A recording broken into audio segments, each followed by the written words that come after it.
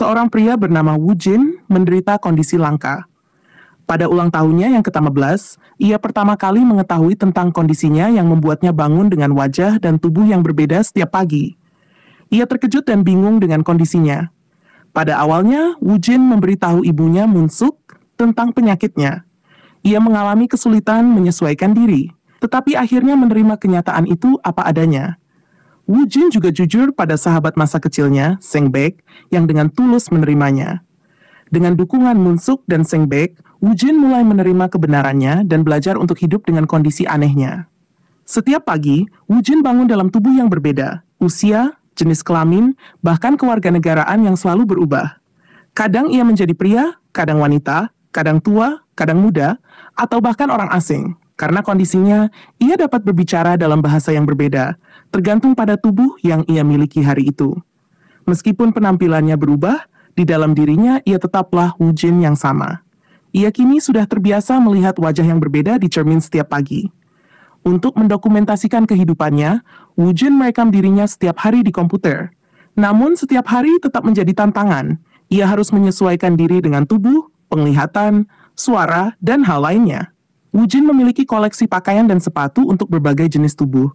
Ia juga memiliki perlengkapan mandi untuk pria dan wanita.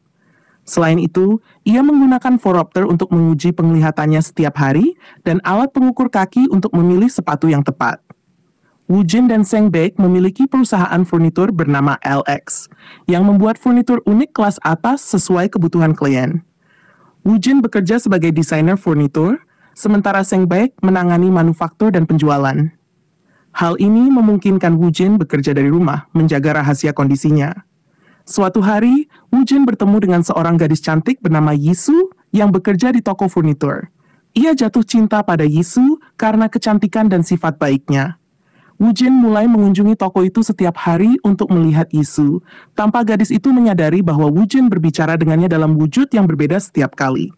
Namun, meskipun penampilannya berubah, Yisu selalu memperlakukannya dengan cara yang sama. Wu Jin menunggu sampai ia bangun sebagai pria tampan untuk akhirnya mengajak Yisu berkencan. Pada kencan pertama mereka, ia membawanya ke pabrik ALX, karena Yisu sering menyatakan kekagumannya pada produk ALX. Mereka makan sushi dan bersenang-senang bersama. Keesokan harinya, Wu Jin ingin bertemu Yisu dengan wujud pria tampan yang sama. Ia begadang sepanjang malam agar tidak bangun sebagai orang lain. Hal ini berlangsung selama beberapa hari, membuatnya semakin kurang tidur. Namun, keduanya semakin dekat dan akhirnya saling jatuh cinta. Suatu hari, Wu Jin tertidur di metro dan bangun sebagai orang lain. Ketakutan akan mengejutkan Yisu, ia membatalkan kencannya dan memutuskan untuk tidak pernah menemuinya lagi. Namun, ia tidak bisa menahan keinginannya dan terus mengiriminya pesan teks. Ia bahkan mengirimkan furnitur khusus yang dirancang sesuai dengan keinginan Yisu. Furnitur yang diberikan oleh Wu Jin membantu Yisu membuat bosnya terkesan. Wu Jin bahkan melamar sebagai seorang gadis untuk bekerja paruh waktu di tempat kerja Yisu, hanya agar ia bisa lebih dekat dengannya. Sebagai teman kerja, Wu Jin mengajak Yisu makan malam setelah bekerja. Ia membawanya ke pabrik ALX, dan dengan penuh keberanian, Wu Jin berterus terang tentang identitas dan kondisinya.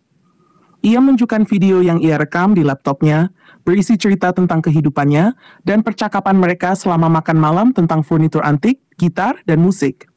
Namun, Yisu merasa sulit mempercayai pengakuannya.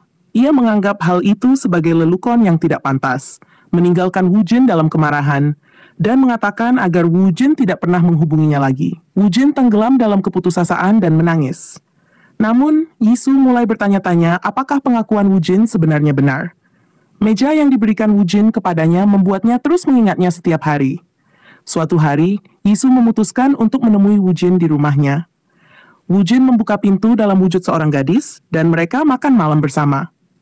Pada kesempatan itu, Wu Jin menjelaskan lebih banyak tentang kondisinya.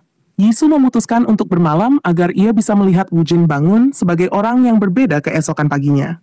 Sebelum tidur, Wu Jin mengungkapkan betapa sulitnya menerima kondisinya sejak ia bertemu Yisu.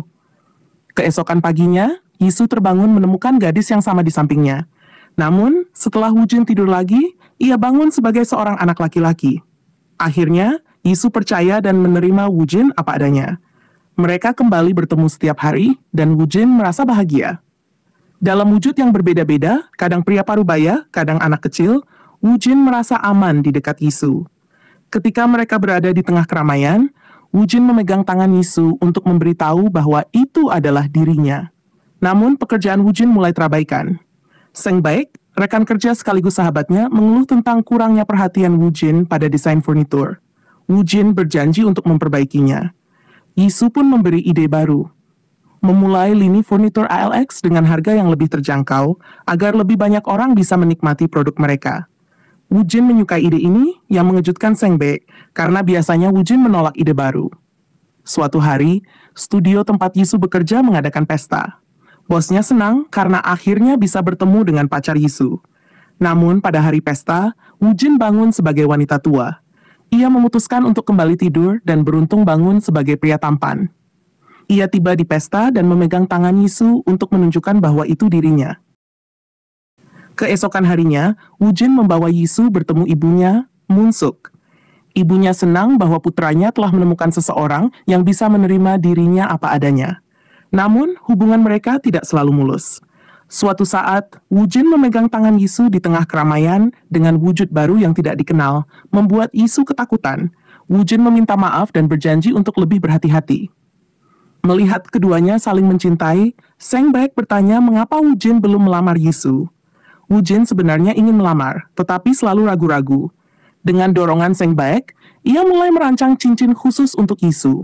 Namun, gosip mulai menyebar tentang Yisu yang terlihat keluar dengan pria berbeda setiap hari. Hal ini mulai memengaruhi kesehatan mentalnya. Ia menjadi pelupa, stres, dan harus minum obat untuk mengatasi kecemasan dan insomnia. Di tengah situasi ini, Wu Jin mengangkat topik pernikahan. Yisu mengaku tidak siap. Ia mengatakan bahwa menikahi Wu Jin berarti menerima semua wujud dirinya, yang membutuhkan waktu dan pertimbangan. Ia juga khawatir bagaimana cara memperkenalkan Wu Jin kepada orang tuanya. Tanggapan Yisu benar-benar membuat Wu Jin kesal. Wu Jin merasa mereka berada di halaman yang sama, tetapi ternyata mereka membaca dua buku yang berbeda. Percakapan itu membuat Yisu kewalahan. Ia akhirnya meminum dosis tinggi pil untuk mengatasi stres dan insomnianya. Akibatnya, Yisu jatuh sakit dan dilarikan ke rumah sakit. Wu Jin kemudian mengetahui bahwa Yisu telah mengonsumsi risperidon untuk mengatasi tekanan yang ia rasakan. Ia juga menemukan pesan audio dari psikiater Yisu yang menyarankan agar Yisu tidak menemui Wu Jin untuk sementara waktu demi kesehatan mentalnya. Wu Jin terkejut mendengar semua ini. Ia mulai bertanya-tanya apakah semua ini salahnya karena tidak menyadari penderitaan Yisu. Ia akhirnya menyimpulkan bahwa ia terlalu dibutakan oleh fantasinya sendiri. Dalam kebingungan, Wu Jin pergi menemui ibunya, Moon Suk.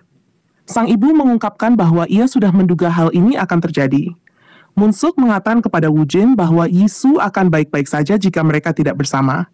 Wu Jin bingung dengan pernyataan itu dan meminta penjelasan. Moon Suk akhirnya mengungkapkan bahwa kondisi Wu Jin adalah warisan darinya. Ia bercerita bahwa pada awalnya ia sangat mencintai ayah Wu Jin. Namun, gosip buruk mulai bermunculan. Orang-orang menuduhnya menjalani hubungan tidak pantas karena penampilannya yang selalu berubah. Pada akhirnya, ayah Wu Jin meninggalkannya.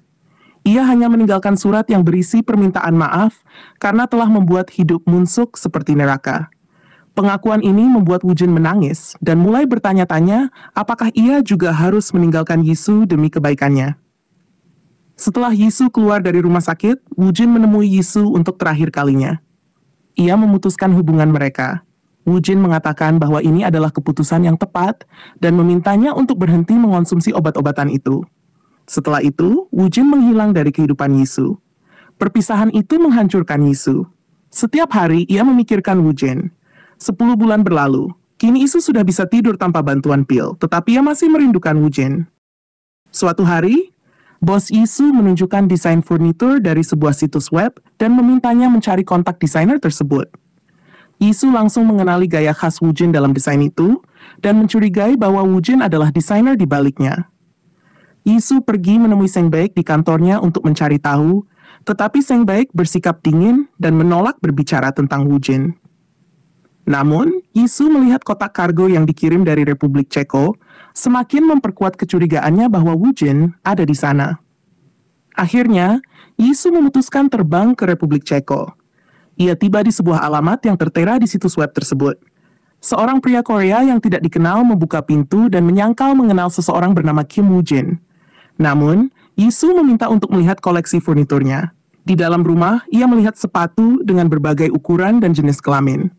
Hal ini semakin menegaskan bahwa pria itu adalah Woo-jin. Dengan penuh keberanian, Yisu mengungkapkan cintanya. Ia mengatakan bahwa ia ingin menghabiskan sisa hidupnya bersama Woo-jin. Akhirnya, pria itu mengakui bahwa ia adalah Woo-jin. Woo-jin mengatakan bahwa ia tidak ingin membuat Yisu menderita lagi. Namun, Yisu dengan tegas menjawab bahwa ia tahu hidup bersama Woo-jin akan penuh tantangan, tetapi hidup tanpa Woo-jin jauh lebih buruk. Keduanya menangis, meluapkan semua emosi yang terpendam. Setelah tenang, mereka berjalan-jalan menikmati keindahan ibu kota Ceko. Yisu mengatakan bahwa ia tidak peduli jika Woo-jin berubah setiap hari, karena yang ia cintai adalah jiwa Kim Woo-jin. Film berakhir dengan Woo-jin mengeluarkan cincin yang telah ia buat sebelumnya. Dengan penuh cinta, ia memakaikan cincin itu di jari Yisu, menyatakan bahwa ia akhirnya menemukan cinta sejatinya.